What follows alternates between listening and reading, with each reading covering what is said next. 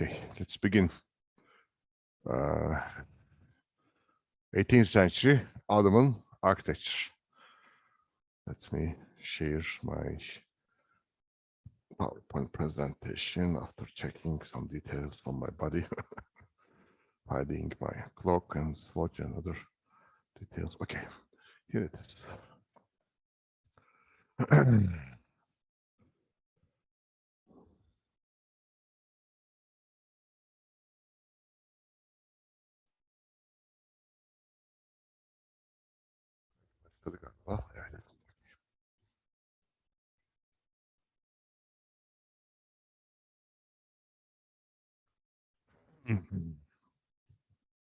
Today's topic going to be 18th century Ottoman architecture. Until recently, this period has been named Baroque period in Ottoman architecture, Ottoman Baroque, Westernization, and so forth. But after having recent decade studies done on the topic by myself and by the others, I personally, I don't know the others, but I personally decided not to call this age Baroque age in Ottoman architecture and regard it as a century where cross-cultural relations intensified, specifically in a dimension we might define as a more global scenery in terms of Western European involvement in global scale. Until that date, until the 18th century, the impact of Western Europe was greatly restricted, limited to the colonies in Americas, in Southern Asia, and mostly delineated by Portuguese and Spanish impacts. But now we have spread of English and French dominion all over the world, and trade relations greatly defined by this new age. It is still the age of colonization, and the circle of this political and commercial reality extended now to the Middle East, and the impacts of this can be traced in the culture of the people who lived in this part of the world. This is just a very brief introduction to the topic. Let's remind ourselves what existed before 18th century in Ottoman architecture. Remember, we have dealt with great building complexes in Istanbul and elsewhere, like Şehzade, Selimiye. By themselves, I mean, they are really great buildings, inventive mind of Sinan, architect Sinan, can be traced in the design and placements of the buildings. The way these monuments placed in the towns, countrysides, structural systems, design of the structural system, and the ornamental details altogether presented us a period of inventiveness and creativeness altogether symbolized by architect Sinan. But we did not deal these monuments as part of an urban fabric, since these monuments inserted within the existing urban fabrics or countryside, as individual compounds. I mean, without being integrated with the urban environments. I also emphasize the fact that they are in tune with the natural environment, since they are crowning hills in Istanbul, in Bursa, in Edirne, but mostly in Bursa and Istanbul. They're crowning hills, and these hills provided those monuments an appropriate, in a way, how can I say, configuration in relation to the existing topography due to the existing natural formation of the lands.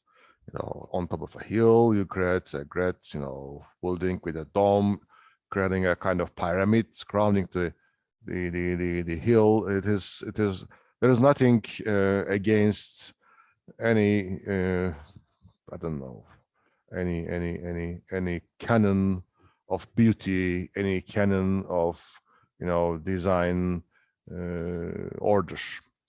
I mean, as we greatly appreciated those monuments, especially in terms of the modular system employed, human proportions, and the way integration introduced by means of gradation and so forth. Okay, this is good, but this is actually limited at a individual scale of the monument. I mean, these monuments are, especially the mosque section in itself is great, but these buildings are encircled by great walls, as in Shehzade example, because the designer and the founder would like to create a heaven in itself. I mean, a kind of secluded realm for prayer, for education. I mean, for even a royal presence, because Sultan visited those monuments during Friday prayer time, Cuma Selamlı, and he would like to create a realm for himself as well. This is secondary to the other issues, I mean, religious and social issues, but it's still a fact. And what we have here, really a kind of separated realm from the turmoil of the city. This was deliberately done. And great walls like this in the Khalid Ali Pasha Mosque separated those monuments from the urban fabric. I mean, this is a way to introduce a kind of islands in sea. I mean, the sea is the city itself, or the town, wherever the building is, and the island is the building complex, the külliye. I mean, a manifestation of Ottoman identity, royal identity, religious identity, cultural identities as well, because we have madrasas and other buildings in relation to the different groups with different cultures. I mean, dynastic symbolism, the turba, as you can see here in this example. This is a reality of 16th and 17th century Ottoman architecture, which is to be greatly changed in the 18th century. People are not much aware of these kind of transformations in Turkey. I mean, we greatly find urban change. I mean, the urban planning attempts in relation to 20th century modernism. But my son, these already existed in the Ottoman world and started in the 18th century. Transformation of the towns in relation to the global changes. This is the topic of today's lecture. I hope you're gonna enjoy it, because this is really a different phase, which greatly related to contemporary discussions in the field of architecture and other fields in relation to it.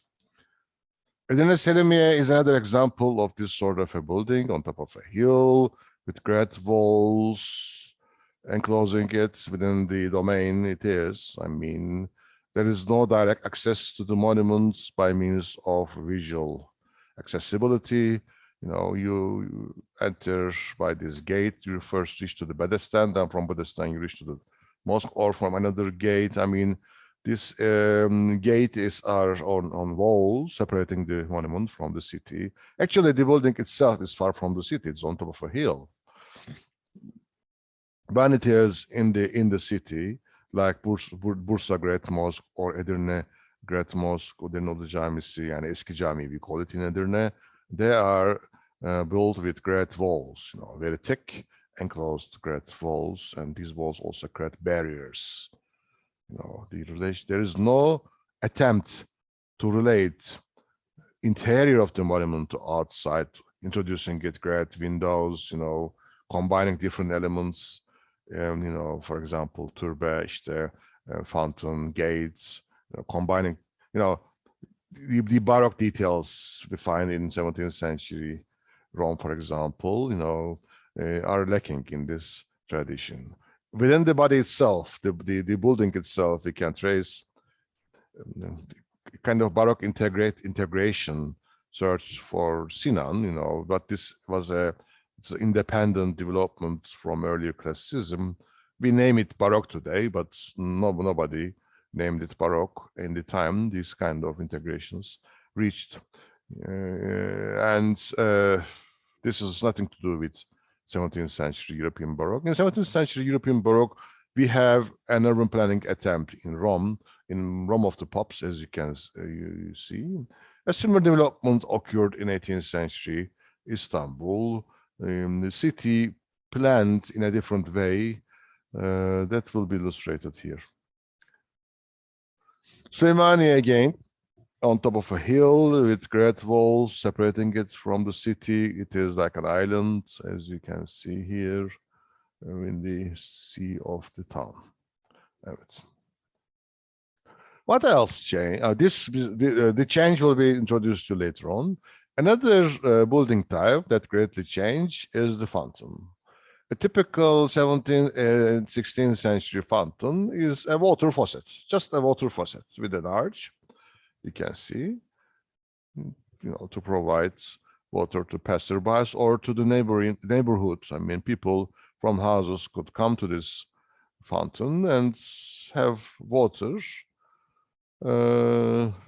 in felt, I don't know, storage, I don't know, vessels, and carry to their houses. These sort of fountains were built at the corners, like in this example, crossroads usually, providing even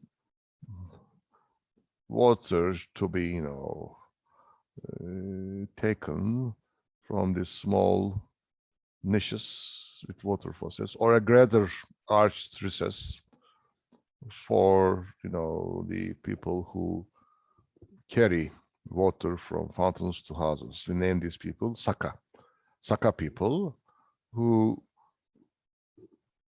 regarded this task a professional job and provided money from this work, carrying water from fountains. This is fresh and clean water.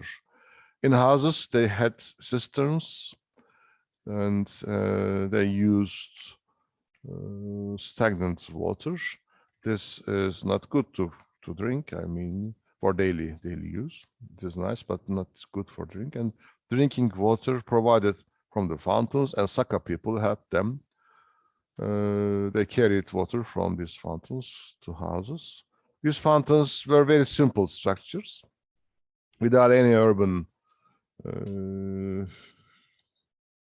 feature, except being a very functional, you know, architectural elements.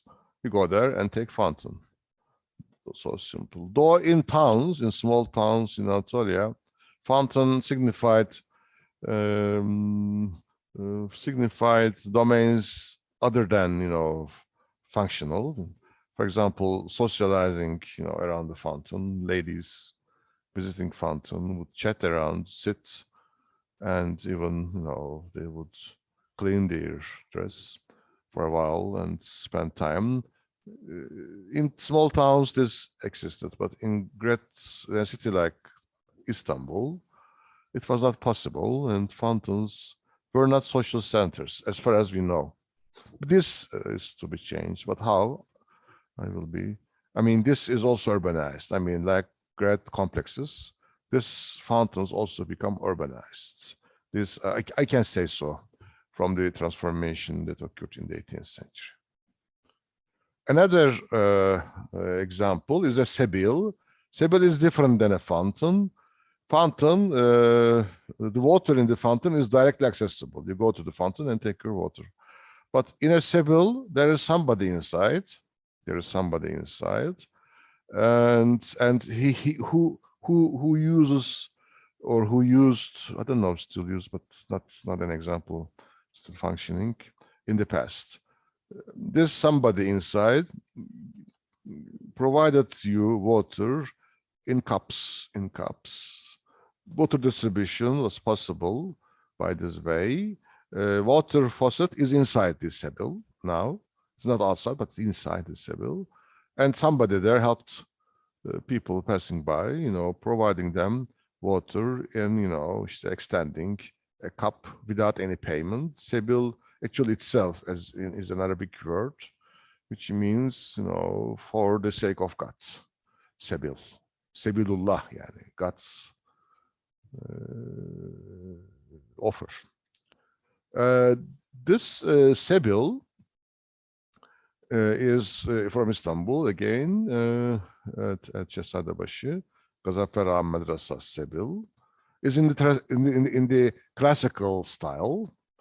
It is a building almost separately placed, attached to one of the walls of the külliye.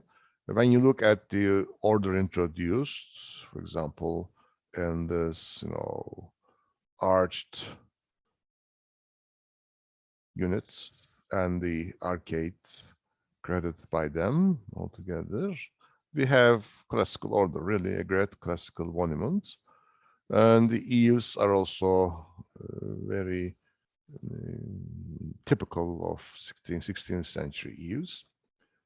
This not even protruding, this attached Sebil has no relationship with the back wall. There is no connecting element, pay attention, between this wall and the Sebil. There's this entrance gate also protruding from the body of the wall. In a way, its independence, its individuality is underlined. It is the kind of portal which is there with its all characteristics. I mean, there is no attempt to relate it to this wall. The wall is open compared to the others. It's more open even, but still we have a great wall with angled windows. There is no connecting element again between those windows, and this cornice also is very robust, as you can see, in the traditional style. In Bayrams, in festivity days, benefactors would offer sherbet, and fruit juice, kind of sweet fruit juice, to the passerbys, again without payment, during Ramadan also. Then Sebil is a place, water distribution is possible. This function, people gathering around Sebil to have refreshments, had a great potential, urban potential, let me tell you as such. This potential is to become greatly redefined in the 18th century, and Sebils will also be urbanized. But how? I will be talking more on this. There's great example from 18th century, Mihri Shah Türbe, 1796, is an example that incorporates Rococo elements, French influence. And you can see how undulating eave and the convoluting forms like those altogether in a way introduce us with new tendencies of the 18th century from here to there. As you can see now, Sebil, together with the fountains on the two sides, are related to the walls of the monument. In a way, it is still separate. But I don't know, the ornamental details and other features, and this cornice-like eave, a great cornice-like eave, altogether in a way embrace also the walls like wings now extended from the Sibyl and the fountains at the center. But we have in the 18th century developments to, how can I say, to relate different parts to each other and to open the monument to the urban fabric. In this case, this is the street that leads to Eyüp Sultan, the türbe of Eyüp El Ensari. And Ottoman tombs also exist, right and left. Just a brief and quick look at what happened in the 18th century in order to, introduce a full stop to this introduction.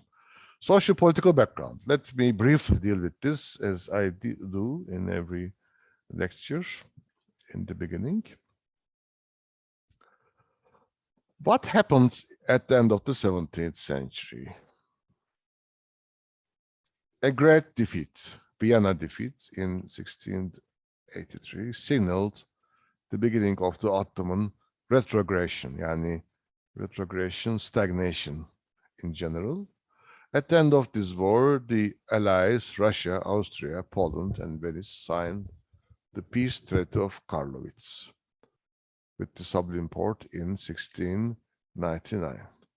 Later, the Treaty of Passarowitz in 1718 strengthened the political power of the Habsburg Empire in Central and Eastern Europe. Now, Ottomans understood that it is not the greatest empire of the world, but one of the others. This is a very important reality. And they faced this reality in the end of the 17th century and beginning of the 18th century. This radically changed Ottoman stance. This radically changed Ottoman approach to the world.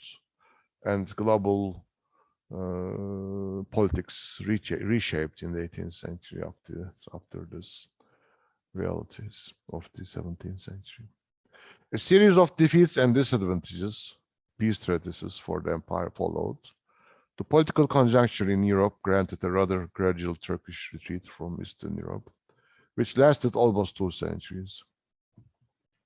The 18th century is the period when economic dominance of Western Europe was felt in the intercontinental trading activity of the Ottoman Empire. This stagnation not only emerged from defeats on the war fields, but also from the fact that now economy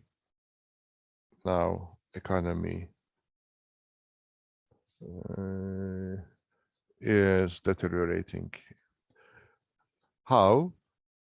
European industrialization, specifically after the 18th century, but its signs began in the 17th century England. European industrialization gradually captured markets in the Middle East. Ottoman industrial productions concentrated on handicrafts and raw material manufacture, which were technologically inferior to the goods imported from abroad. Hence, European goods invaded local bazaars throughout the Ottoman Empire. Woolen fabrics were the principal imported items rather than woolen fabrics, yani manufactured wool, and the fabrics obtained from this process remained almost only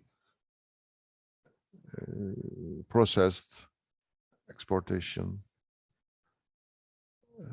mean, and this was a great threat to the Ottoman presence in the Balkans. Since if you don't support your realm with economy, a great economical background, this at the end will result in stagnation and retreat. In the Ottoman East, France was the most admired Western nation at that time, and Versailles was a cultural model for other monarchies. In the 15th and 16th centuries, Italy, southern France and Italy was the model. In the 17th century, It is now France. Even in the following 18th century, France is the model in the world. Diplomatic matters. It was the lingua, French was the lingua franca. Diplomatic matters conducted with this language. Not only language, but etiquette, işte style, manners altogether. Not imposed, but in a way influenced from the French palace in Paris. And then in the 19th century, this is to be changed by the British. British will replace French in the 19th century up to the 1940s. Now, in the second half of the 20th century, it is America. Became a model. Then there is a potential for the others in the future. Anyway, mirror halls, silver furniture, ironworks, gold and silver items were emblems of hereditary absolutist monarchy. Now, ascendancy of West in markets of the Middle East did not only cause or reshaped matters in the sphere of economics, but also this greatly reshaped material culture. How? Now you import from Western Europe, processed materials, yani processed materials, yani goods. You import them. And among them are clocks, for example, sight clocks.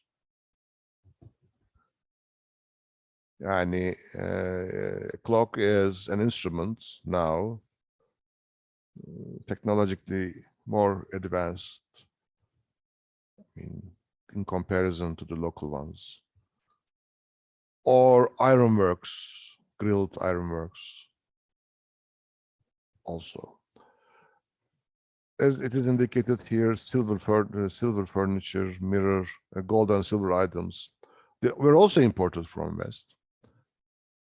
They penetrated to Eastern markets, not only as utensil for daily use, but their ornamentations, the way their shapes, ornamentational details or design details,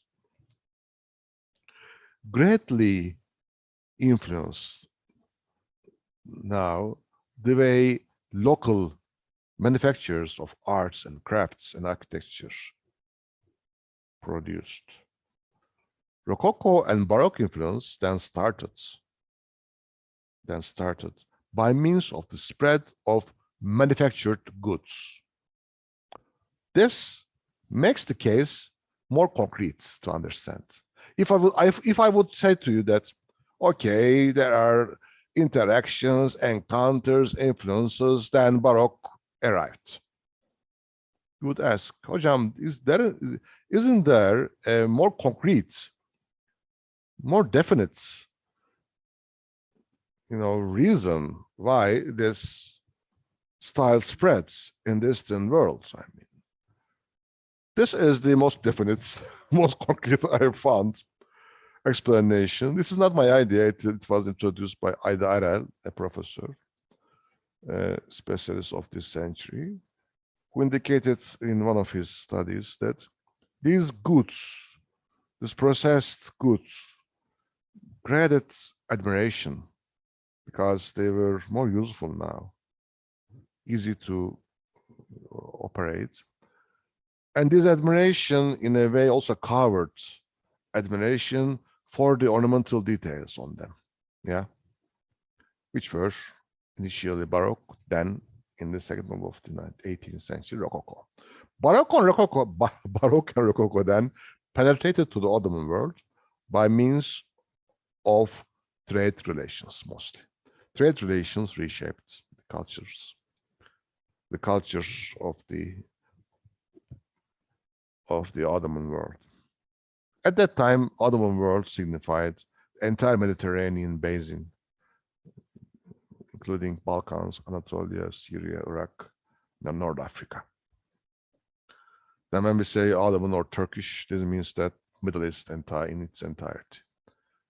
Because political power was dependent on economic power, the delegates of trade companies, they named bailo or residents, just get rid of this, acquired a great deal of power and indeed became the official representatives of their countries. Who were these people? They are named Levantines. Levantines. It's a French word. Levant means east, and Levant is east, or the land's sun comes.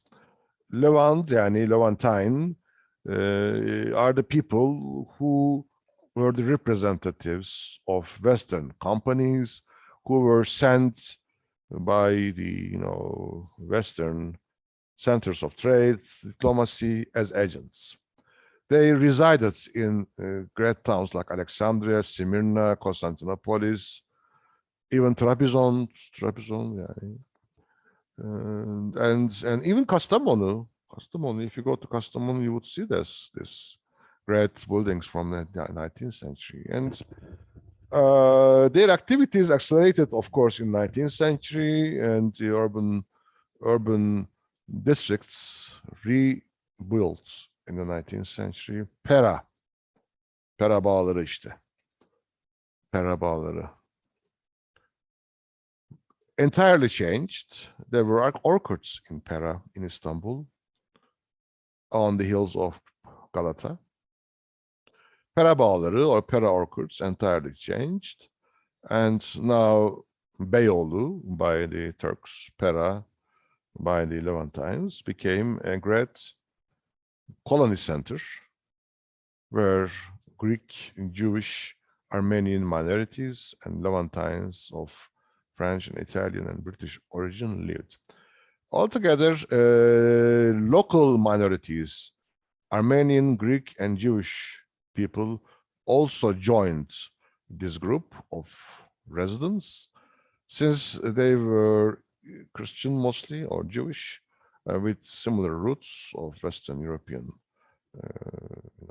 representatives, and they could more easily communicate with the languages they learned in school, since Western countries encouraged Western languages to be learned to the children of the minority groups. And this group became embedded with the Levantines and a new society, now in formation. This started in the 18th century, but accelerated in 19th century. When you go to our towns, like Istanbul, Kastamonu, Trabzon, Izmir, Antakya today, Antalya even, the Kaleiçi, altogether, you would see great mansions. Even in Kayseri, there was this Ottoman neighborhood, totally destroyed, unfortunately. But in Istanbul, Trabzon, you can see those monuments, these great buildings from 19th century, which were commissioned by these residents. Among them, as I told you, were members of the local minority group. Why I am underlining this so long? Because these people, together with Turkish magnates, Turkish Muslim, how can I say, rich, wealthy, and powerful, altogether encouraged Baroque and Rococo in the 18th century onwards. This is the reason we need to understand these social changes, how new groups emerged after the 18th century. These new groups, upper class, mostly, upper middle or upper class groups, encouraged Baroque and Rococo. One might say Western European style in arts and architecture. Baba Ali, yani Ottoman government, acknowledged their new status and started to negotiate diplomatic, political, commercial, and even religious issues with them, with the bailo and residents.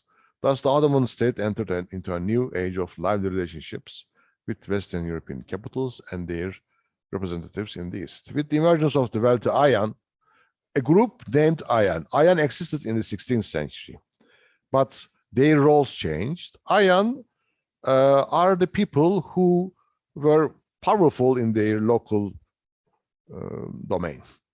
Yani işte forerunners of the village, town, or even small cities, named Ayan. They were representatives of the community. They were also intermediaries between Ottoman capital and the people, a group of wealthy people. These could be retired janissaries, yani emekli asker de olabilir bunlar. Retired janissaries who had an impact upon society, who gained new roles, governmental roles, since collapsing Ottoman Empire gradually lost its control over the provinces, and now Ayan became more powerful, more and more powerful. In this class, in this group of people, were also well-paid bureaucrats, and traditional society began to dissolve. But maybe we cannot say that a new bourgeois class appeared in the Ottoman world. Local Turkish bourgeois class appeared in the Ottoman world after the 18th century. We cannot say this. No local Turkish bourgeois class. But now we have a class of people, not typically bourgeois, because in the Ottoman, on the European bourgeoisie, these people are traders, industrialists, colonialists altogether. But in the Ottoman world, these were not as such. These were local landowners, tax collectors, retired soldiers, and kind of people. And these people, mostly, in direct relationship with agricultural activities and also tax collecting or governmental paid bureaucrats among them altogether, compose now a group in towns. And this group actually led, one might say, westernization, led kind of transformations that occurred in societies, in Turkish Muslim society. Let aside, the Levantines and minority groups. You might find people or groups closer to this definition of bourgeoisie, the European definition of bourgeoisie, since members of these groups occupied themselves with trade, mostly with trade. Then among the minority groups and Levantines, there is a bourgeoisie class, bourgeoisie formation, but not in the Turkish Muslim groups. The bourgeoisie formation among Turkish Muslim groups started in the 20th century. In the 20th century, after the reforms introduced in the Republican age, but still this bourgeoisie is questionable. If you take a European model, and compare with that, it shouldn't be necessarily a typical bourgeoisie we find in 19th century Europe.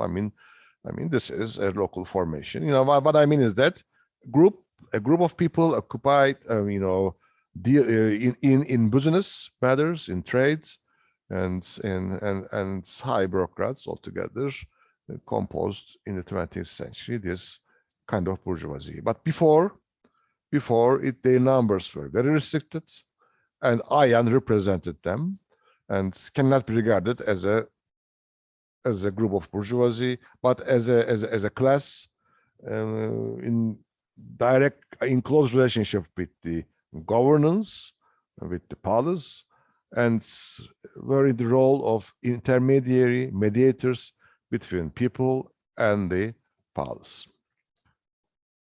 Local lords controlled huge agricultural estates. These estates, called çiftlik, demonstrated the most intense trading activity with Western markets. Elite families in the cities and the Ayan in the provinces spent a lot of money on the construction of mansions, kasır and konak, waterside houses, yalı, and charity endowments in Baroque style. Halil Nalcik holds that it was in the 18th century for the first time that the West began to be looked on as a source of admiration and appreciation, and Western culture as a whole took the form of a prestige culture for the elite. Now, instead of Farsi, yani Persian and Arabic, models. Now gradually Western European models in arts and letters and architecture become more and more appreciated. This is a reality of 18th and 19th centuries due to this changing socio-political climate. İşte Enayan, Tepedelenli Ali Paşa from 18th century, a painting by a Greek painter. Another Ayan, Hasan Çavuşoğlu, sitting on his sedir, you see. And Choiseul Gouffier, French ambassador, visiting his house. This is a I suppose it is a little, what was the name of this? Anyway, the black and white lithograph painting, I suppose. It's a book created by Choiseul Gouffier. It's about his visits to Western Anatolian, yani Aegean towns and cities, and he met many people there. Hasan Çavuşoğlu was the local Ayan in Aydın. You can see on the ceiling of his house some designs of Western features.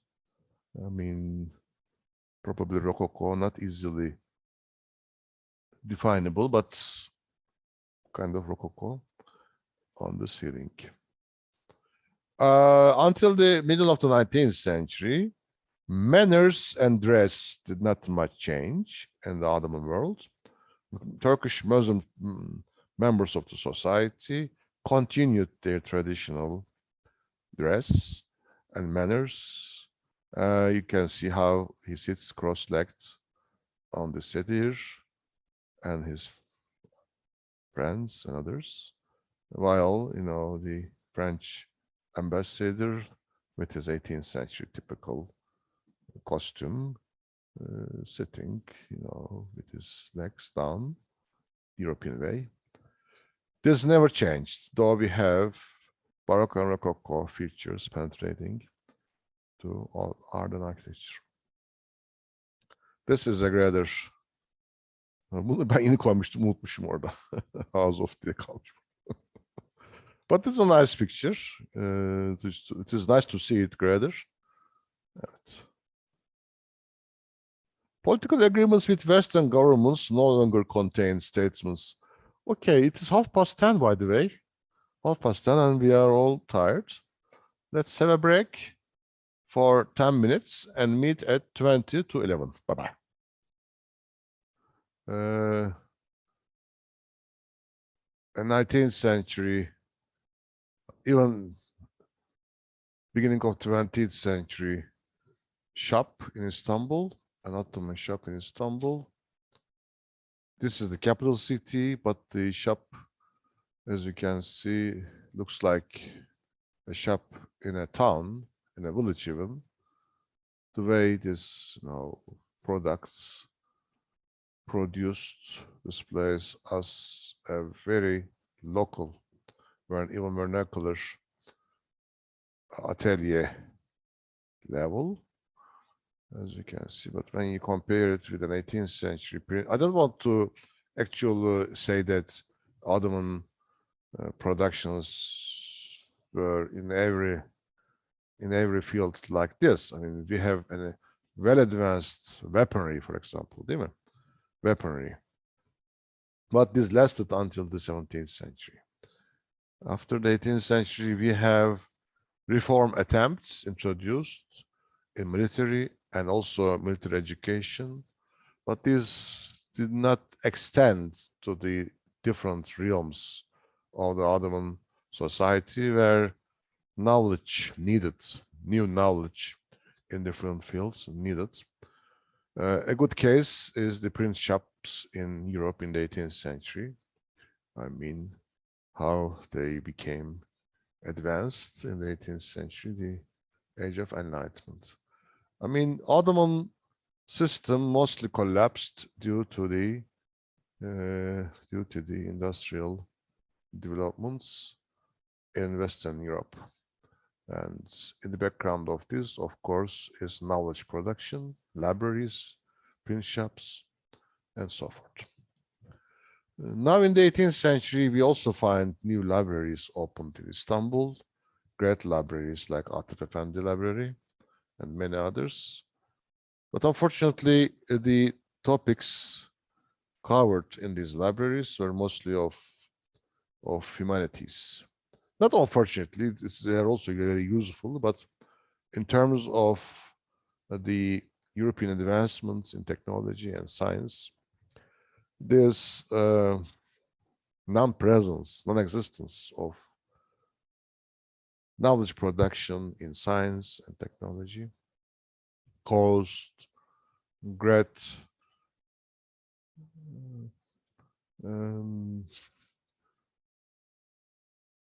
drawbacks. And one of the result is this kind of a shop in the beginning of the 20th century, where goods produced still in a very traditional way. Okay, go back to the 18th century Ayan topic. Here we have, bunu da unutmuşum silmeyi neyse. The same slides. Bunu okuduk mu? Evet. Political agreements with Western governments no longer contained now statements stressing the supremacy and vaingloriousness of the Sultan. For example, in the 16th century, no European ruler was named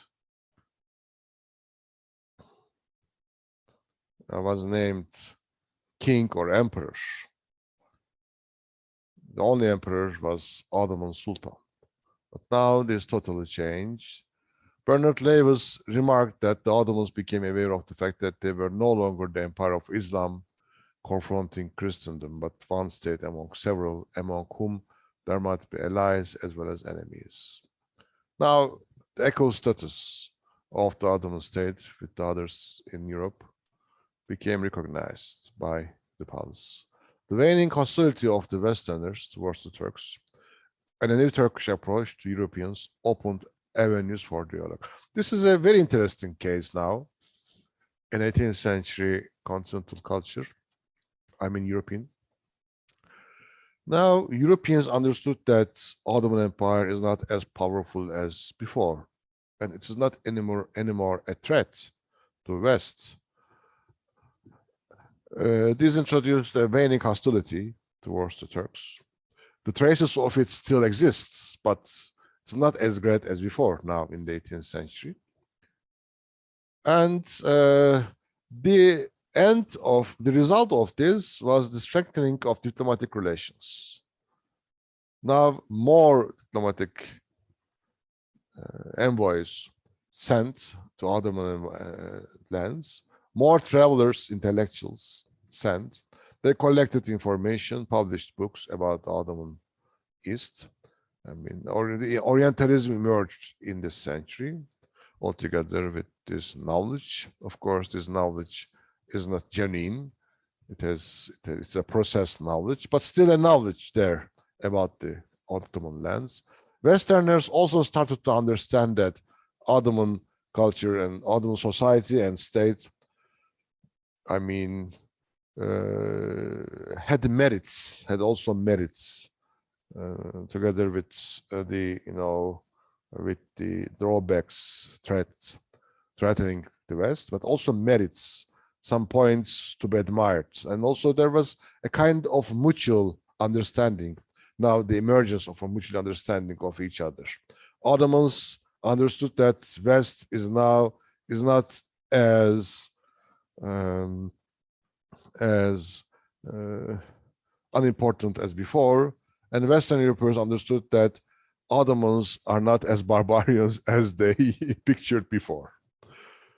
Now this opened new gates of dialogue, and travelers, diplomatic missions exchanged, and it introduced awareness of each other. Awareness of each other. This is the beginning of Orientalism and beginning of Occidentalism we find in these different spheres. Occidentalism, yani, it is a correspondent of, of Orientalism, knowledge on the West and manners and styles in Western manners and styles in the Eastern lands. This is Occidentalism. The accounts of the French travelers highly contributed to this development. The first historically recorded initiative of this new mutual interest was the travels of a former janissary and late official, 28 Çelebi Mehmet Efendi, who was sent with a mission now, rather than a spy or just a representative of the state. Now he was sent with a mission to France. This mission was to establish better diplomatic relations with France and also collect information about Western developments in technology. Since after his return to Istanbul, almost 1 year after, he traveled in France, he introduced a sefaretname, yani embassy letter, a report which was published. Its manuscripts spread, but also published in 20th century.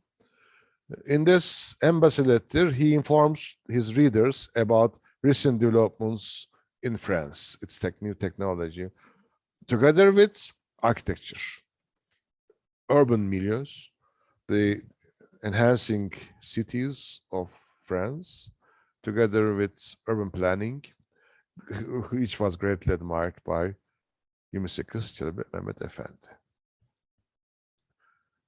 Corresponding to this is the travelers who visited Eastern lands in the 18th century, Western travelers, French travelers, English, British travelers, who collected information and published books. Orientalist painting, yes, okay, it's a feature of 19th century, but its precursors are those illuminations in books, are those pictures in books, printed, of course, informing about the lands of the East, lands of the Ottoman world. And this created an image of Ottomans, an image of the Turks, which was not as negative as before, and even as negative as after. 20th century negative, I don't know why, but this became shaped, reshaped. 20th century negative image of the Turks did not exist in the 18th century world. I mean, Turks were respected because of their high culture, because of their great military compound, because of their history. In the 18th century, admiration was mutual. But only at the end of the 18th century did the Ottoman elite recognize the importance of having information on European lands and civilization. Then, or Occidentalism greatly shaped in the end of the 19th century, not maybe in the 18th century, but or Occidentalism also started in the 18th century, we can say so. Even at that time, owing to the traditional Islamic perspective, the masses refused to accept ideas of reform if they were introduced from above, and particularly if they had implications on their lifestyle. If you regard, I mean, there is no need to look for, reforms or, I don't know, radical change in society. I mean, this shouldn't necessarily be happen. I mean, the change was gradual. It was a transformation. It was a process that lasted long. I mean, and masses also joined this in time. Initially, Ayan, bureaucrats, the Levantines, minority groups, all together with the understanding of this political and economic change, entered a period of transformation in their culture. They may be more open-heartedly accepted change. Masses closed themselves. The change of the masses lasted long. Even today, this go on. I mean, for example, in the 19th century, ordinary Muslim was like an earlier 8th, 17th century, 16th century Muslim in his or her daily culture, daily life. Sorry.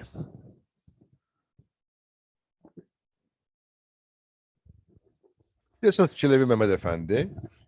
He visited France in 1721, and he left a mark upon French society because for the first time an intellectual, another one intellectual, a wise man, because he was so, he could speak many languages and he could communicate in French, I suppose so. I'm not sure, I should check this. And he credits a halo of positive nature around himself. He met with French nobles, even met with ordinary French. He visited French and urban environments, palaces, villages, because he traveled from south of France, from Marseille to Paris via sea routes, Canal du Midi, the river, up to d'Orléans. From d'Orléans he took chart, ne deniyor ona? At arabalı yani. Chart işte. He took chart and visited different places, palaces and so forth, and reached to Paris. He also visited different places in Paris, even an observatory there, Rasathane. And he recorded his experiences on paper. After he returned, he presented this to the palace. And he really left a great mark upon French society. And on his return, his embassy letter also credited a similar impact upon Ottoman nobles. And paintings like this credits about his visit of the Tuileries Palace, Tuileries Gardens, sorry, Tuileries Palace. This is Çelebi. Here he is on horseback. Sorry, here it is on horseback in a parade in the Tuileries Gardens. At that time in Paris, palaces like Marly, I showed you this before, existed. Çelebi visited Marly Palace, and he informs us about Marly Palace, how this great access is credited by pools, by trees all along. This did not exist at that time in the Ottoman capital. I mean, trees on the two sides of a pathway or a pool, in a boulevard, lining the central road altogether. This is a feature he encountered in France and introduced in his embassy letter. Later, in 1723, a palace commissioned by Sultan Ahmed III contained orange trees planted along a riverbed, you see. In a similar way, these trees planted along this artificial pool. Then the natural Sadabad, Kağıthane River in Sadabad, evaluated here like a Baroque axis with trees planted. Can we relate this to the narrative of Çelebi Mehmet Efendi? We can, but we don't know really how this could be possible. It is another question that shortly after an embassy letter presented to the palace, Ahmed III ordering a palace named Sadabat at Kağıthane, having the river like a baroque axis organized, with cascades, şelale, cascades, water jets, fountains all together in a way reminding this idea of a central system of pools, axial, and buildings on the two sides, and so forth. This is a general atmosphere of cross-cultural relations now started. Maybe Çelebi himself is a product of this, or his visits is a product of this atmosphere that started in the beginning of the 18th century. If this background wouldn't exist, nobody would send Çelebi to Paris, go there, and now introduce a new age of diplomatic relations. Really, he initiated this.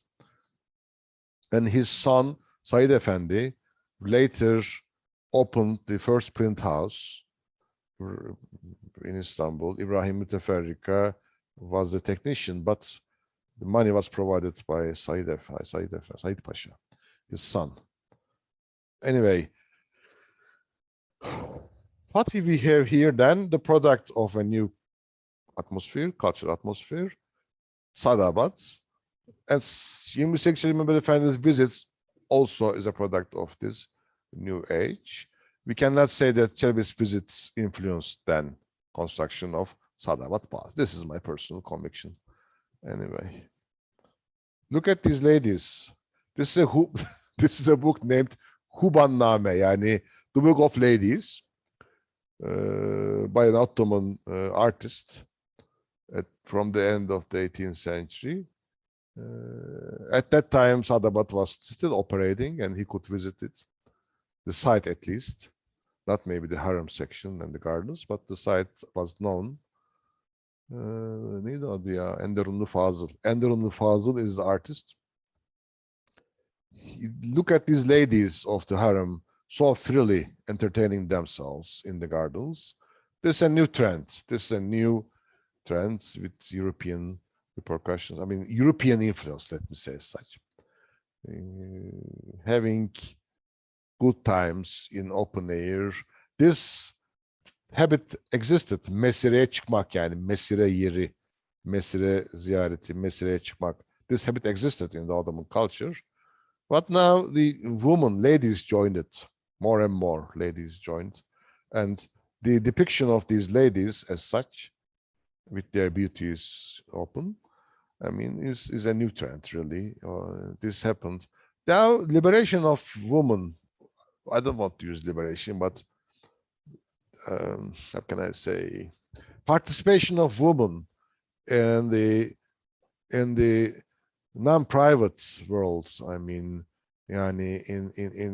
public domain, gradually started after the 18th century. This is a new development. Also, public space redefined in the 18th century.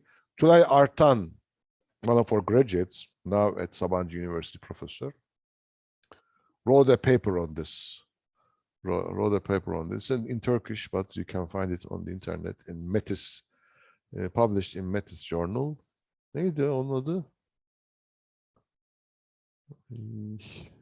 Belki hatırlarsınız. Benim asistanlarımız. Private. Ben hatırlayamadım. Ya private'ın Osmancası neydi ya? İngilizce konuşacak olsun. Türkçe unutuyorum. Bakalım hocam. Özel alan yani. Şeyin resmi. Private yani gizli, kapalı.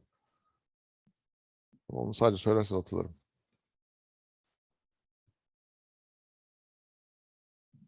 Private. Mahrem olabilir mi hocam? Ha? Mahrem. Mahrem. Mahrem'in resmi miydi? Neydi ki şeyin adı? Makalenin adı.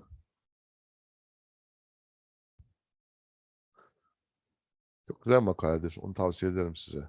Bu dönüşümü anlatıyor. This is the first paper, maybe one of the rare papers on this transformation of the private and its participation in the public sphere.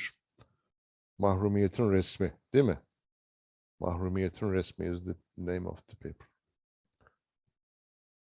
The face of the private English. Cetveli Sim is the name of this axis, the silver line. Silver line, bakın. Even a name is given to this Baroque axis. Hasbahçe, Hasoda dairesi. This is the men's section. Harem-i Şerif, this is the ladies section overlooking the river. This is the ladies section, Harem-i Şerif. This is the men's section, as you can see at the background. Hasoda dairesi, the sultan's room. And we have Çağlayan-ı Sali, cascades, water jets, Çeşme-i Nur Nevbeyda. When you look at these names, they are mostly Persian. This displays us also admiration of still Oriental civilization, Persian, since in the East now Safavid kingdom, past its 17th century glory, but still the memories are there. Then we have here typical Istanbul, yani typical Anatolia, impacts from East and West intermingling, creating a hybrid culture and architecture. Here we have a Baroque axis, kind of trees planted in a line, like the ones you would find in Paris at that time on the boulevards, and names given to different parts from Persian. How Ottoman palace, in a way, integrating royal images from different parts of the world and creating its own cosmopolitan culture. Still then, Ottoman capital had this power, had this capability to integrate, to reshape, to synthesize, instead of imitating, aping. Still the Ottoman world is powerful to integrate, to take and make its own. This we find all throughout the 18th century. Maybe in the second half of the 18th century, Rococo will gradually invade, but up to the middle of the 18th century, Ottomans struggled to integrate, to synthesize even Western elements presented to them. This is a nice original drawing from a book by Doston, Muratja Doston, who was an Armenian origin diplomat. Credit this book. Sadamat Palace is presented in it, with the Baroque axis and the palace. Look at the Mesire Yeri, how people thoroughly employ these gardens, sportive activities, cirit oyunları, javelin they say in English, javelin games. Ladies together with men, of course, with a distance between, occupy or in a way entertain themselves in open air. Then we can say this not only with this example, with many others like the yalis on the Bosphorus. Ottoman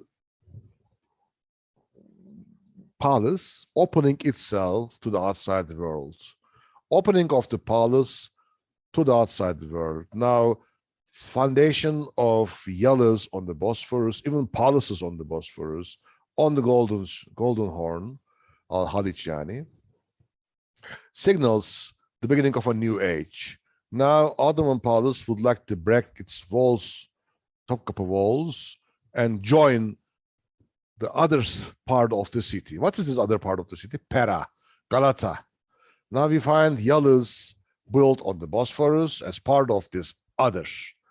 And Sadamat Palace on the Bosphorus, since residents of Galata and Pera, who were mostly Levantines and minority groups, might easily access to this part of the city, to the Bosphorus and to the Golden Horn, and join the royal groups frequenting these parts of the city. This trend still is in Istanbul. When you would like to see European side of Istanbul, where would you go? Değil mi? Beyoğlu, Taksim, işte neresi orası? Şu yeni apartmanlar, Maslak, değil mi? İşte İstinye Park, işte Bosphorus. You would like to go to this part of the city when you would like to see westernized, European, global Istanbul, değil mi? Not to Fatih, yani Edirne Kapısı, or I don't know, işte the parts which signify old Istanbul, Ottoman, Turkish, Islamic Istanbul. Still this image is there in Istanbul. Still, işte İstanbul neydi o? İstanbul Modern miydi adı onun? Müzenin. İstanbul Modern var hocam, evet. İstanbul Modern mesela, değil mi? Exhibition centers, movie theaters, all together are in this part, still there. And this Sadabat on the Golden Horn at Kağıthane was on this part. And Yalız on the Bosphorus, I will be showing to you them, on this part. Yani this trend started in the 18th century. You know, opening of the palace to the other side, joining to the other side, this idea.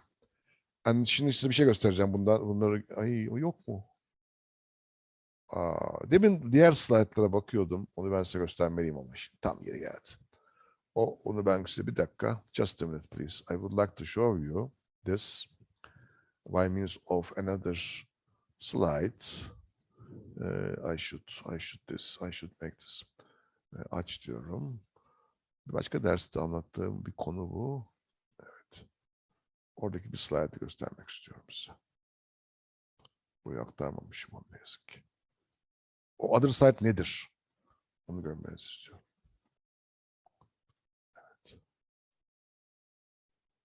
Sadabat'ta hemen sonra koyayım.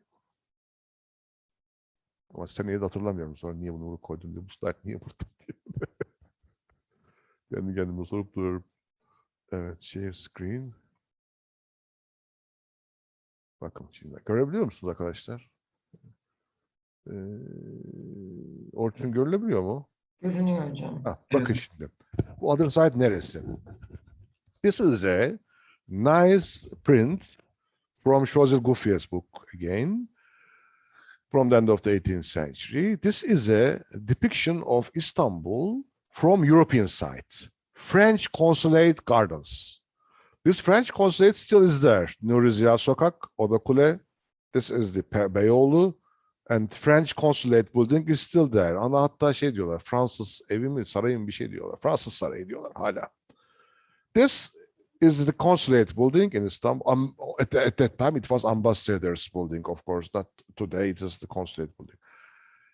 In the gardens, you would see ladies in French costume, French costume based on Spanish, 16th century Spanish dress. But now, let me say that this is French costume dress worn by ladies and men in the gardens, entertaining themselves, looking at the city. At the background, you see, işte mosques, Topkapı Palace. On the left, we have Tophane, Canon Manufactory, neydi onu? Tophane binası, yani Cannon House, let me say, Kılıç Ali Paşa Camisi, Cihangir Camisi. Cihangir is a late work, something else here it is. This is more of a arbor town, and it is more of Ottoman, but with Ottoman I mean Turkish Islamic, and the Turkish Islamic city over there. These ladies looking at the city have a vision. This vision, starts from the spot where they are in. They are in the French gardens. French style mansion, French dress, French gardening. But they look at a Ottoman Turkish city, değil mi? Turkish city. Typical 16th century Ottoman, formed in this age. And let's change our spot, go to the Topkapı Palace and look from Topkapı Palace to Pera. What you see, you look to this side, which is really a European, French ambassadors, Dutch ambassadors' house. İşte, it's a prospering city now. More and more mansions, European style, becoming built on the hill of hills or gardens or orchards, they say, pera bağları yani. You see a European side, European manners, ways, or whatever going on the other side of the city.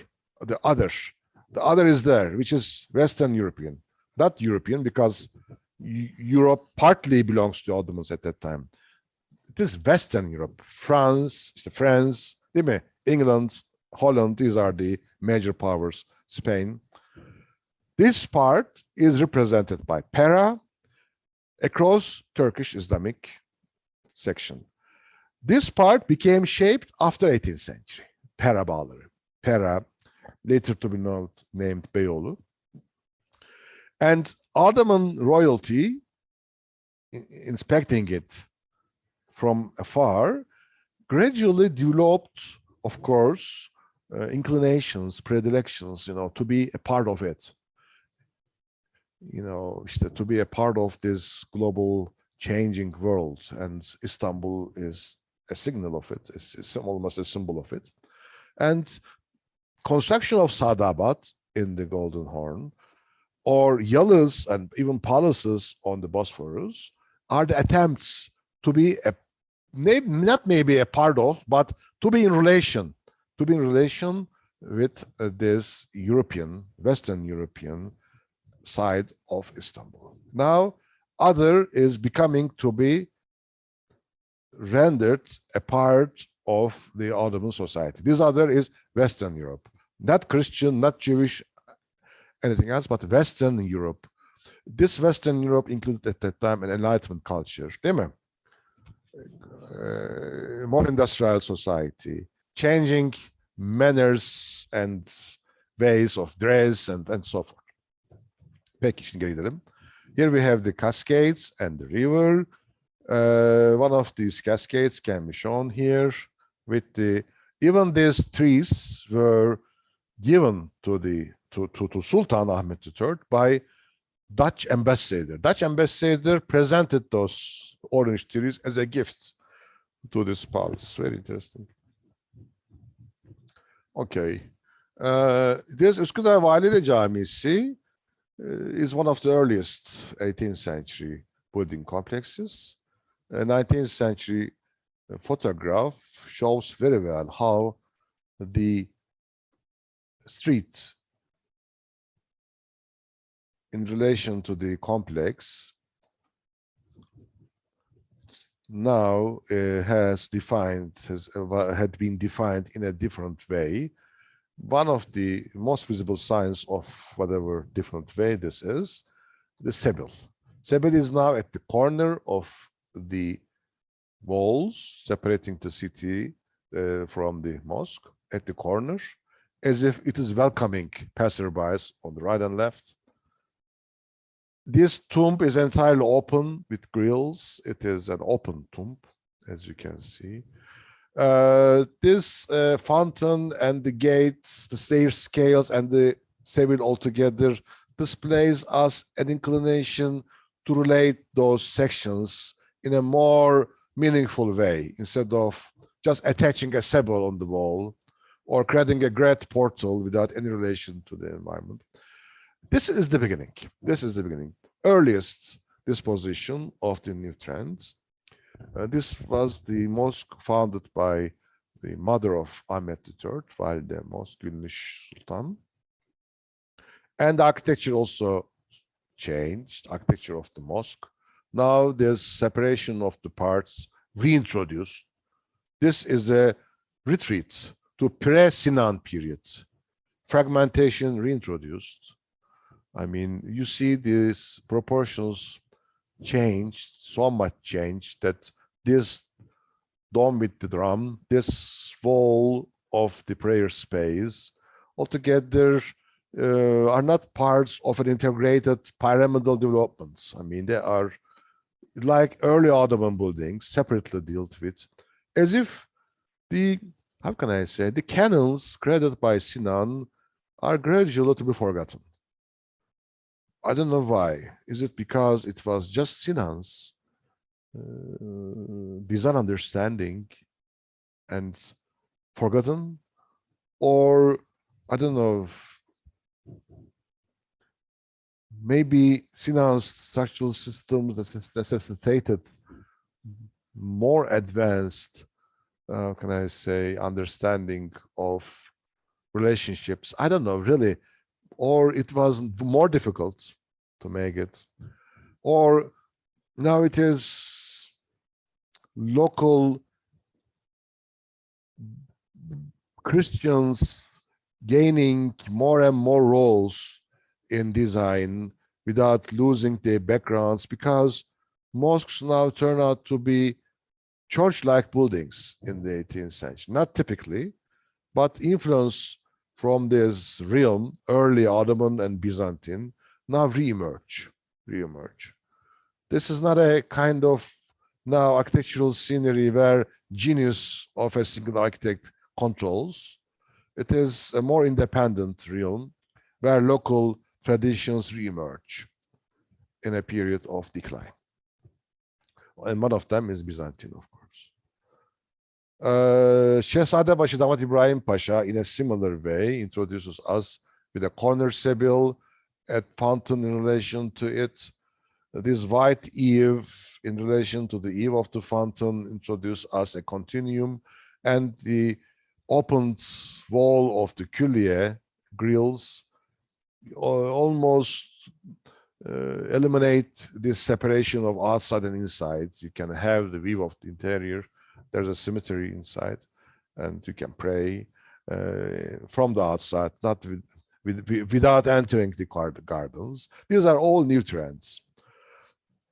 Damat İbrahim Pasha Darna, this 19th century, a drawing from 19th century, and we find people now use outside space, and how they, in this kind of drawings, you can see how they are in a relationship with the sebile, with the fountain, with the outside world. I mean, now on the fringes of the culliers, not inside the cullier, but outside the cullier.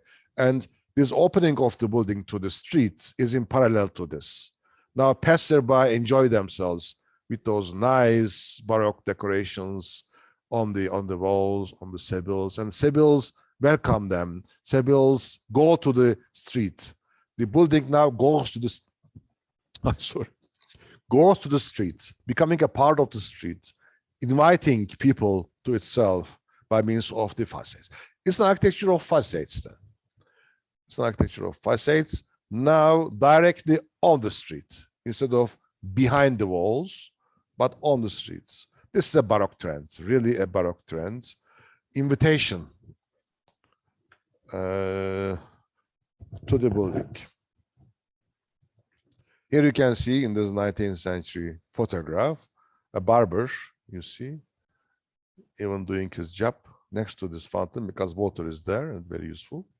And people sitting on chairs in a traditional manner, some leaning over the sebile. And at the back is the Direkler Arası. Once upon a time, this part of the city was the center of entertainment, and Direkler Arası was the place where meddah oyunları, meddah plays took place. And fountains that once upon a time existed only as structures attached to walls at the sides of crossroads now become more independent structures, great independent almost buildings with four sides, defining an urban piece, even creating an urban square, as you can see. 1728 is the date when this Sultanahmet fountain, commissioned by Ahmet III. And it is the first fountain where we have Rococo employed, as you can see. This facade is entirely Rococo also. The other sides display us some traditional Seljuk, Ottoman, Rumi, and palmettes. We understand that designer, probably after Sultan asked, introduced Rococo ornamentation on this facade, which was directly visible by the Sultan passing to reach to Ayasofya Camisi. This is the site Sultan would see. Rococo is preferred there. And we understand that Sultan now encouraged artists to introduce Rococo designs on the Ottoman architecture. At the back is the Dar el Fünun, 19th century, and a house of sciences. Fünun, Fen'in çoğulu, Fen, Fünun. Fen, science, Fünun, sciences. House of Sciences means it is a building dedicated to science. Yani the first university founded here, later, unfortunately, fired. Darül Fünun was here. And our first university was this building in Turkey, 19th century, middle of the 19th century. And a recent photograph shows us this building has no significance today because Topkapı Palace is not anymore used. It's a touristic site. Nobody strolls around this site except tour guides and tourists. Then it is not anymore a part of a great lively urban center, but just a touristic object, unfortunately. Water became prominent in Istanbul by means of these fountains and sebils. One of the scholars of Ottoman architecture, Godfrey Goodwin, once expressed the point he made that water was also important in Baroque Rome, 17th century, and pools everywhere in Rome demonstrate this. The water elements integrated in urban milieus is a feature of Baroque Rome. And the use of water in this way, in a totally different way in the Ottoman world, of course, could be a parallel to this development. Why not? It is possibly so. But we don't have great pools like the ones in Rome, in Istanbul, just sebils like this. When you look at the architecture of the Sebil, it is closer to India rather than to değil mi? France. Remember Taj Mahal with its dome and domes, even smaller ones at the corner. This is the Mughal architecture we find in India. Probably an impact reached from east again to west, and this formation of Sultanahmet Fountain has an air from Mughal architecture, Indian architecture. The cross-cultural and global trends then not only has a European character now, but also here in Istanbul, but also Eastern, Islamic. Oh, one of the earliest photographs in the world, Robertson, 1850s. Look at these men having water from the Sebil and others sitting around. This is a group of Saka men, as I told you, who carried water from fountain to the houses. Sakas also helped people to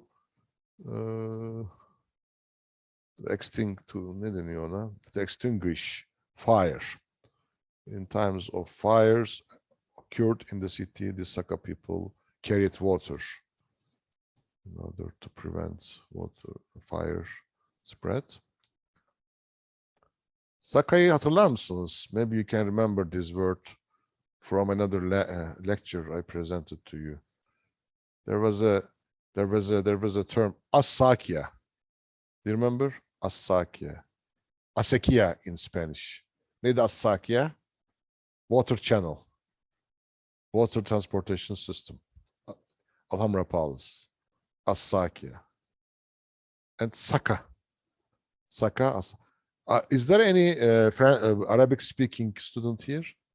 I'm sure there are. Maybe they can tell me something about these words in Arabic, because these are Arabic words. For example, do you use saka? In Turkish, this saka is water carrier, somebody who transports water.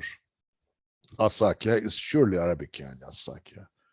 But whatever Saka, it could be an Ottoman invention. I don't know really whether it is used in Arabic or not. Saka. Anyway, here we have Saka people around. This is fountain next to the Kapı Palace, Babi Humayun. And these are the Turkish Islamic background decorative motifs on the sides. Even the way they are introduced here in this composition gives us a feature of Rococo mood. Rococo compositions were extending curls like this. Actually, Rococo is based upon Islamic decoration, Chinese and Islamic, Oriental. Rococo is based on Chinese and Islamic abstract patterns. Rococo is a decorative style. Rococo is not an architectural style. Rococo is a decorative style, appeared in the palaces of Paris, Trianon, Versailles, introduced by French decorators in 1770s and so. This Rococo transferred to Istanbul. Bakın, almost 10 years later, 1728, on this monument, we have a decorative composition with features from earlier Seljuk, Palmet, and Rumi motifs. But the way these are brought together give us a mood, an order, a composition derived from Rococo designs. This is quite interesting. And the facade overlooking Hagia Sophia, yani western facade, this is northern facade, Turkish, but with Rococo mood. On the western facade, this is the facade on looking west, which could be seen by the Sultan. We have entirely Rococo decorative composition, Rococo bakın. And on the eaves, we have Rococo. How these two would exist side by side, yani traditional Turkish in Rococo mood and totally Rococo. This hybridity is a feature of 18th century. In some points, this hybridity is eliminated and integration, as it is here, obtained. But this side-by-side living is a sign of hybridity, right? It's very interesting, yani. Then we understand that Ottoman art is struggling to integrate, the new elements, art elements coming from somewhere. He is influenced by them in his mind. He would like to introduce his traditional motifs, composition elements even in some cases, and creating something new, original, even with them. This lasted until the middle of the 18th century. And the new style, neydi? Ben Türkçe unuttum yani. Konuşamıyorum. Saat 35 olmuş. Çok uzattım. Yeni üslup diyorlar buna. Osmanlıcasını hatırlayamadım. I couldn't remember the Ottoman. Nev icat. Nev icat they say in Ottoman. Yani nev Farsi yani Persian means new. Nev icat. Nev icat yeni yani new inventions. This is the name given in the 18th century to the new style introduced. Again, back to the Mihrjab Türbe, how it is rendered a part of the street can be seen with this photograph from 19th century. It is entirely Rococo now, the decorative motifs. It's from the second half of the 18th century, and Rococo invaded. Rococo invaded as a decorative style. Cornice is Baroque. As I told you, Rococo is an ornamental style, while Baroque is both ornamental and architectural. Baroque forms, oval, undulating, convoluting forms, altogether are Baroque features of architecture. Inside of the room of Sultan Ahmed, we have this sort of walls compartmentalized by gilded lines as such, very similar to a Baroque interior from 17th century.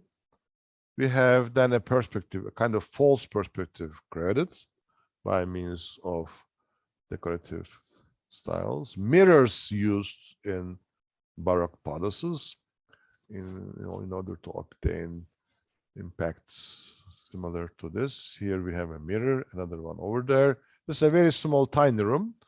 Mirror and compartmentalization on the walls introduced in order to aggrandize it, to enlarge it. Even there is a mirror in the ceiling, which introduces us the image of a greater room. Natural plants and fruits in vases is a typical feature of 18th century Ottoman ornamentations. Later, this room for Mihri Shah Sultan, Topkapı Palace, doesn't include any Ottoman traditional classical thing, neither compositional nor decorative figure motifs from classical age. All here is Western European, mostly French Rococo. French Rococo. These roundel, these seashells, as you can see, and these cartouche altogether are all Rococo elements. It's a fireplace here at the center. And in this room, you also see paintings, Western style paintings for the first time applied in Topkapı Palace. Or Western style painting, art of painting, appeared for the first time in Topkapı Palace as mural painting. Mural yani M-U-R-A-L. Duvar resimleri, wall paintings or mural paintings. In these paintings, we have mostly these gardens or palaces. In this garden, we have a perspective focusing up on islands in the background. As you can see, this perspective is Renaissance perspective employed here. And introduction of architecture as a piece of this false perspective is a trend in Renaissance painting. Use of architectural elements and false perspective actually are features we find in 18th century mural painting as an insignia of the beginning of art of Western style painting in Turkey.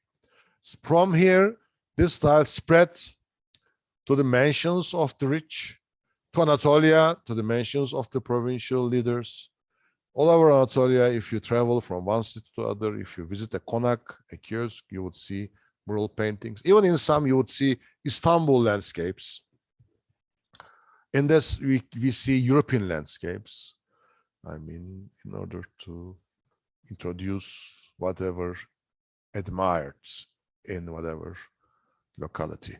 Anyway, here we have 20 to 12. Let's have a break of 10 minutes. We can come together at 10 to 12. Bye-bye, see you. By Melling, a French architect who was hired by Sultan Selim III to be his designer. Actually, he is the first Western architect or non-Muslim architect to be hired by the Sultan. He created this, not the work of Melling. We don't know who created this interior, by the way. Melling,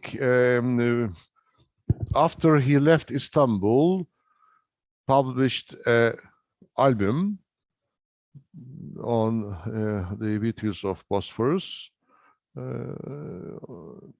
having drawings of the mansions on the Bosphorus and also his own designs. This map is from this book by Melling, giving us main quarters on the Bosphorus and Princess Islands of Istanbul, historical peninsula, and Golden Horn. It's a nice map, really. It reads Canal de Constantinople. Bosphorus yani işte. Hatice Sultan commissioned a palace for herself. So Hatice Sultan is the sister of Selim III. You see how ladies, women members of the palace are now having visible roles. She ordered a palace to be built for himself and for her husband, of course. And Melling designed this. Melling stayed in Istanbul for a while with his wife. And this house probably is their house. He stayed here with his wife. This house is in totally Renaissance style with its pediment and the front. This loggia, this bay window carried by columns, typical of this sort of buildings, having the view of the sea. Hatice Sultan is shown in her boat, traveling from her palace to somewhere, we don't know. Hatice Sultan's palace is in traditional, how can I say, style. It contains bay windows overlooking Bosphorus, but these garden facades with flowers in vases presents us a Renaissance style. Inside the palace, on the ceilings, we have Rococo decorative compositions together with Renaissance vases, and this extensive illustration opening of the window to the outside is another Baroque trend here. But the way these ladies dressed, the way they sit on the seders, and the inner organization of the space with the sofa and divan, typical features of Turkish house. Then, architecturally speaking, Ottoman traditions mainly go on. This would be a good question for you in the final examination. What is the characteristic of 18th century Ottoman architecture? Traditional classical Ottoman architecture continued, while after the middle of the 18th century, decoration changed into Rococo. But still, architecture is traditional Ottoman. The main body is Ottoman. The compositional elements of the architectural space are Ottoman, but opening of the building by means of windows, introduction of ornamentational details, which are mainly Rococo, and also some Baroque details, undulating cornices, for example, or great eaves convoluting are Baroque elements. These Baroque and Rococo elements enhanced in the second half of the 18th century. In the first half of the 18th century, Ottoman designers struggled to integrate them and create an Ottoman royal style, a synthesis, as they did before. But unfortunately, after the second half of the 18th century, specifically in the 19th century, they kitted this idea, and European styles invaded Ottoman lands. What are these styles? Empire, neoclassicism, eclecticism, değil mi? Neo-Gothic. These European styles invaded Ottoman lands in the 19th century, up to the end of the 19th century, when a nationalistic style, the Neo-Ottoman style, appeared with architects like Mimar Kemalettin and Vedat Tek, Koyunoğlu, and others.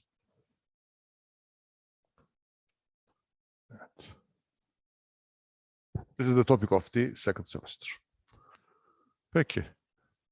Another yalı from this is a palace. Now a yalı from from Emirgan is Şerifler. From outside, it is typically Ottoman with white eaves, wooden, and bay windows.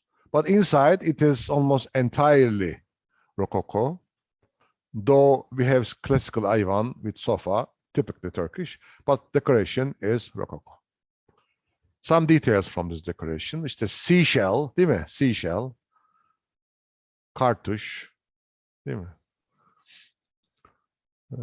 Gold gilded details, and so forth. These are Rococo details. And a landscape painting. It's the first Western style painting introduced. In Nevşehir, Damat İbrahim Pasha introduced a great a külliye. Within this külliye, a avenue passes, and külliye is rendered a part of this road. This is not maybe unique, but one of the features of 18th century architecture. This külliye incorporates an avenue within its body. On the right is the Madrasa, Imaret, and Sibyan Mektebi. On the left is the mosque. This is on top of a hill. And down on the slope of the hill, underneath the mosque even, is a madrasa integrated. This madrasa is at the lower level, inserted within this slope of the hill. On the right is a bath. More important is the way this mosque is constructed. As I indicated, this is a return to early Ottoman architecture. Here we have Muradiye Bursa with its different parts, separated different parts, creating a mosque. This fragmentation is a feature of the early Ottoman architecture, 15th century, while in 16th century Şehzade, these parts strived to be synthesized, integrated by Mimar Sinan. Then this mosque from 18th century is closer in design understanding to early Ottoman architecture. It's a kind of revival of pre-classical architecture in Anatolia. Highly significant. This mosque, Hekimoğlu Ali Paşa Külliye, entered by means of a long corridor above which is a library. Across is the mosque. Pay attention. The mosque is diagonally placed, which is rare, really rare, except Şemsi Paşa Mosque in Üsküdar. Sinan did not try it. There is no axis controlling this design from the entrance to the gate of the mosque. This diagonal placement introduces a potential here in the garden. Here we have it, which is a Baroque feature. This diagonal placement introduces lines in contradiction to each other. In a way, we don't have parallel lines. For example, a line can be drawn like this, another one, then we have a triangle here instead of a rectangle or a square or a circle, which are Renaissance features. We have here a kind of corruption of the Renaissance order. This is Baroque. This is Baroque. And diagonal placement, and also wide staircases and very high, creating a kind of distance, but at the same time introducing a perspective, as it is here, you can see, is another Baroque feature. Here we find in this courtyard. Here we have the library above the tunnel here.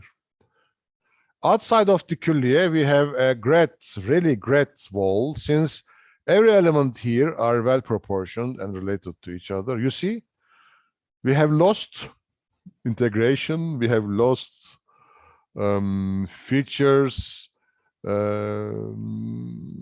which are Sinanesque, I can say so, Sinanesque, yani işte, different parts related to each other by a proportional whole, a modular system. Also, this has been lost, disappeared. But now we have won something else. That is a feature which was not present in the age of Sinan.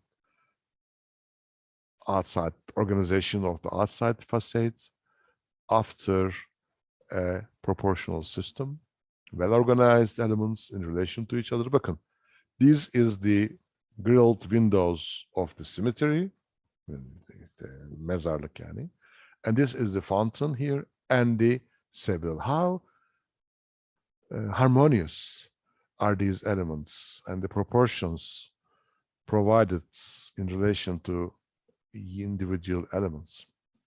What I mean is that individual separate proportions of each element are in relation to the whole. This is a new trend that appeared, as if now designers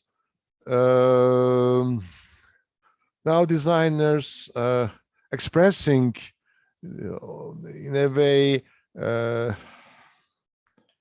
expressing their creative mind by means of another realm of külliye. Before, it was the central mosque, the mosque itself. But now it is the garden walls, it is the courtyard walls, I mean, with their compositional elements in relation to the street, to the outside world. Now, the külliye is opening itself to the street, indirectly to the town. Değil mi? Şehre açılıyor. In a similar way, değil mi? What happened here? Neredeydi o? Sultana is the lady member of the palace. Sultanas, ladies, having mansions on the Bosphorus, opening their private life to the outside.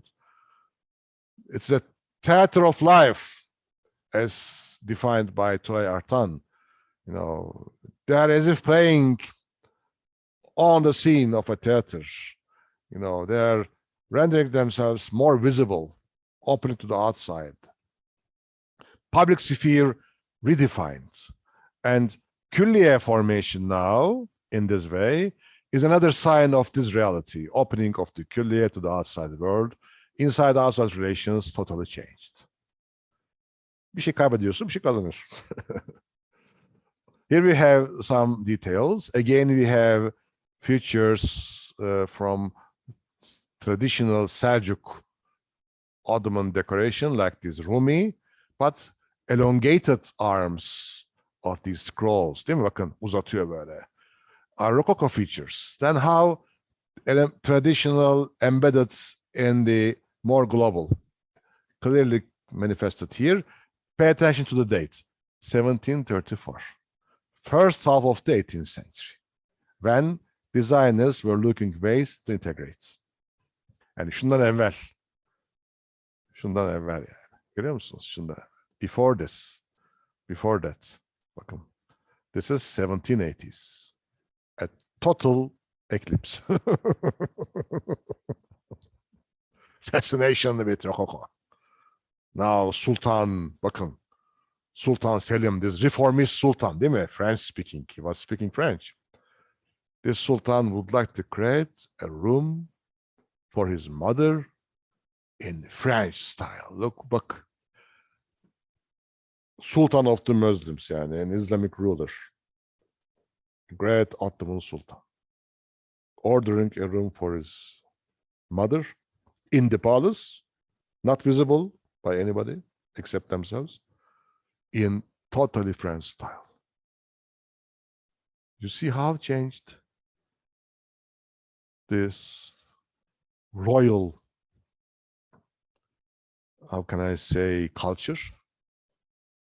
Yeah. Nereden nereye?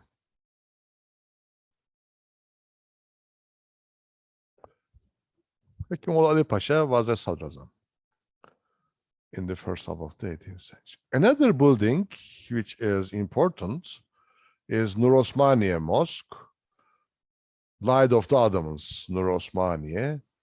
It is symbolic of these changing times. Now it is built next to the bazaar as a gift presented to the traders. Now traders are more intercontinental, goods sold in these palaces, in these bazaars, are also Western goods and so forth. I mean, then probably because of this changing social composition, we have more Rococo, more Baroque features in this monument. For example, this courtyard. Though it is not a oval courtyard, it's a horseshoe-shaped courtyard, but it is unique. It is unique. Having an oval horseshoe-shaped courtyard is unique. It's a direct reference to Baroque architecture. Architect is a Greek origin man, Simeon Kalfa, and his name is still preserved with a reference to his Greek origin, Christian origin. Now it is possible for a Greek to keep his origins with his name. Before, Sinan probably was an Armenian or Greek, probably a Greek, local Greek, converted to Islam, became an Ottoman, now he's a great Muslim. A transformation took place. Without becoming as such, he wouldn't be a royal architect. I mean, this transformation, you know, he now speaking Turkish, becoming a Muslim, you know, an ardent Muslim. Even he was probably a Bektashi, member of the royal architects, even its head. Now, in the 18th century, Simeon Kalfa, keeping his own identity as a Christian with his name, active in professional architectural scenery and designing a mosque in Baroque style. How this could be happen? How could this be? Could this happen? Since now ruling class, you know, the palace, opened its gates to Western influence, and minority groups were given rights, not exposed rights. I mean, generally accepted rights, but hidden rights in a way to go on with their identities and participate in social life. Levantines is a sign of this, also minority groups active in trade and so forth. Anyway, the architect is a Greek origin man, Simeon Kalfa. This got diagonal placement of the mosque in relation to the Grand Bazaar. This circulation path from the Grand Bazaar, the main street of the Grand Bazaar, opens this small courtyard or small square. From there, you can enter the mosque and pass through the gardens of the mosque and reach to Cağaloğlu. And today, everybody who visits this Kapalı Çarşı passes by means of these roads, which is not possible in a 16th century külliye. 16th century külliye is a very enclosed compound. Nobody would easily pass through it. I mean, it was not at least designed to incorporate a passageway. It's far from the crowded urban center on top of a hill. Now it is deliberately inserted within the town, within the urban center, within the trade center, very close to the covered bazaar. And these shops underneath the garden of the mosque.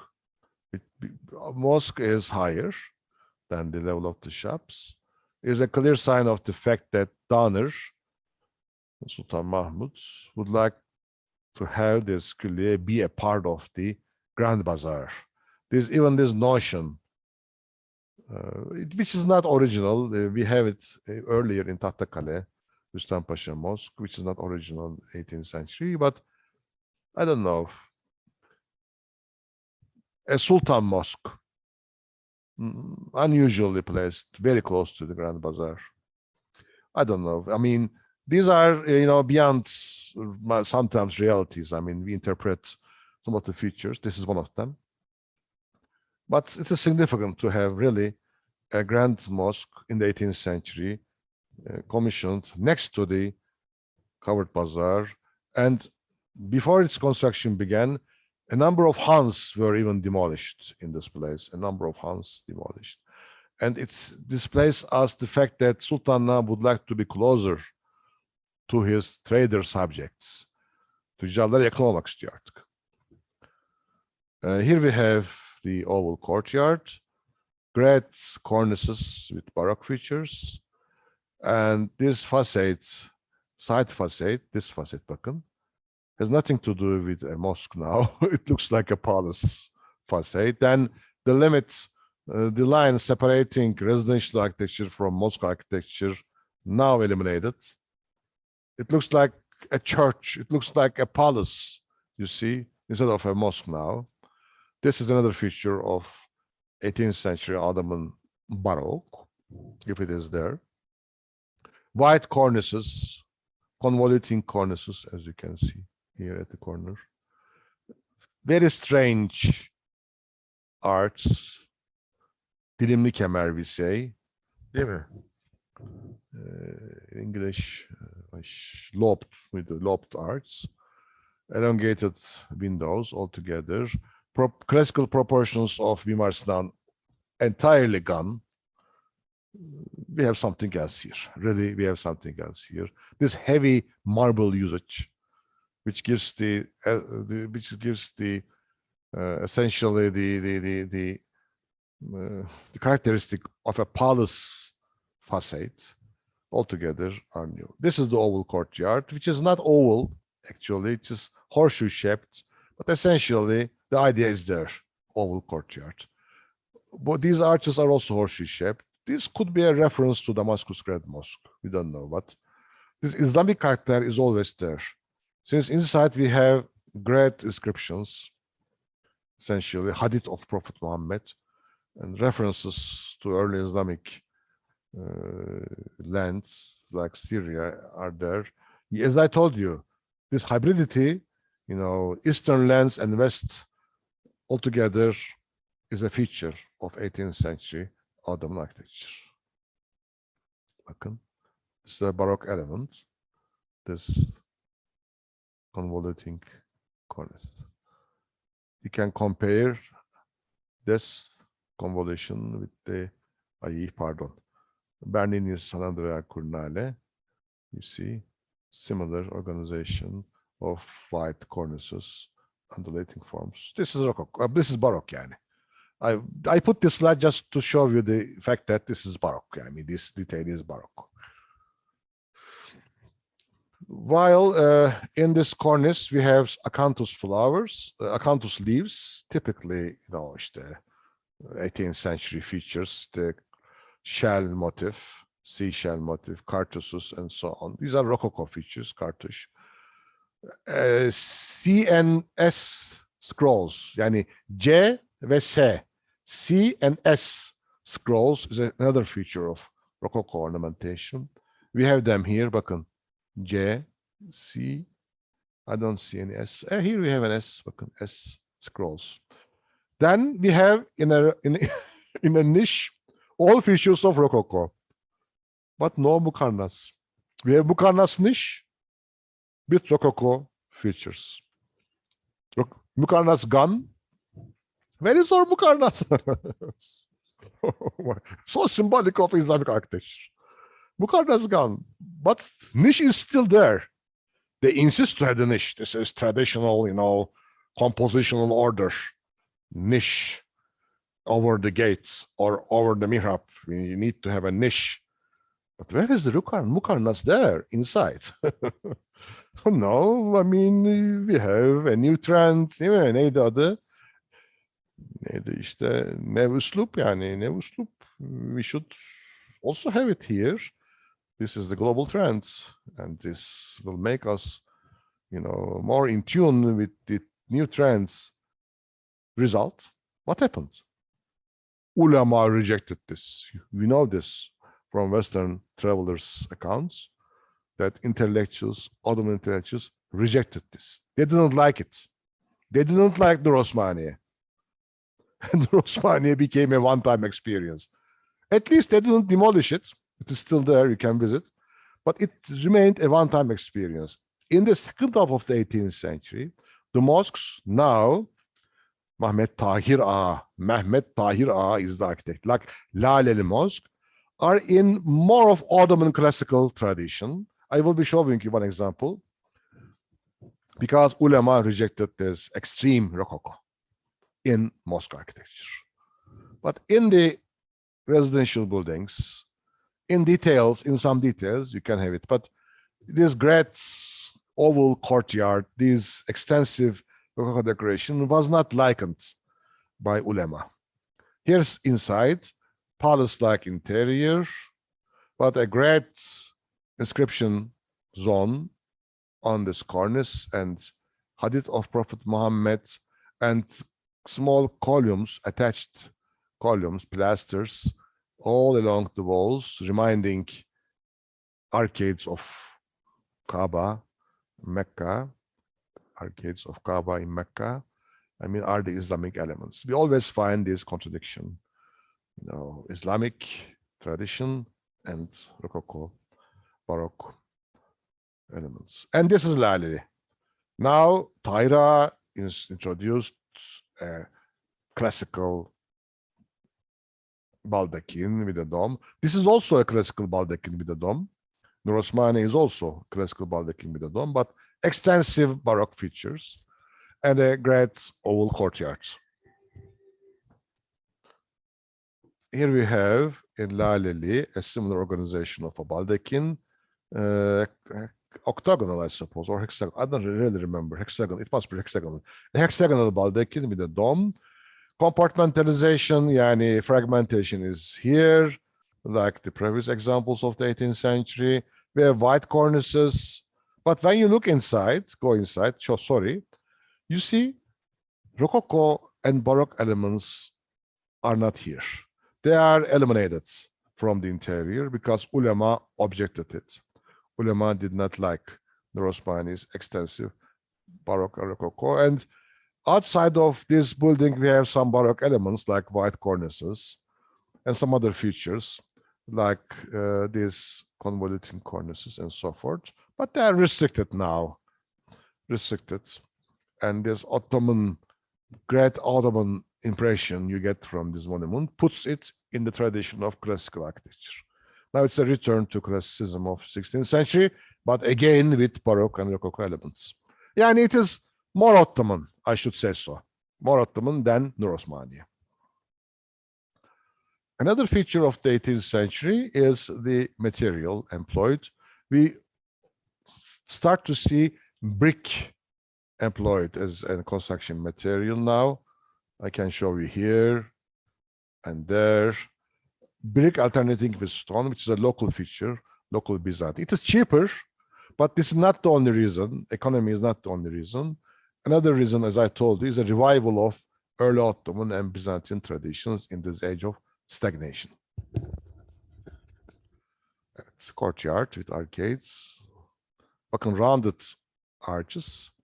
You wouldn't find this in a Sinan building. Arches are always pointed. Some details. These are original capitals from 18th century with Rococo features. This undulation is a Baroque feature and so forth. Interior, I already showed you. You wouldn't feel yourself in a Baroque building inside. It is traditional, more Sinanesque than 18th century. And its fountain with a white eave, typical features of Rococo. While in the mosque, Baroque and Rococo are more restrained, more restricted. On the Seville, architect exposed himself. Okay, I mean, this I like more maybe in the 18th century. Now, this is a new style. I encourage it, my master craftsmen to make this. You see how Rococo it is here, this great cartouche, and the white eave, which is a Baroque feature altogether, is more Western. Bunu karşılaştırmak için koydum, just to compare those two. And Atif Efendi Library, many libraries opened in 18th century in the Ottoman capital, many libraries. This is a new trend in the age of enlightenment. Really, Ottomans also started to encourage education and not maybe research, but reading and learning. And libraries served this purpose.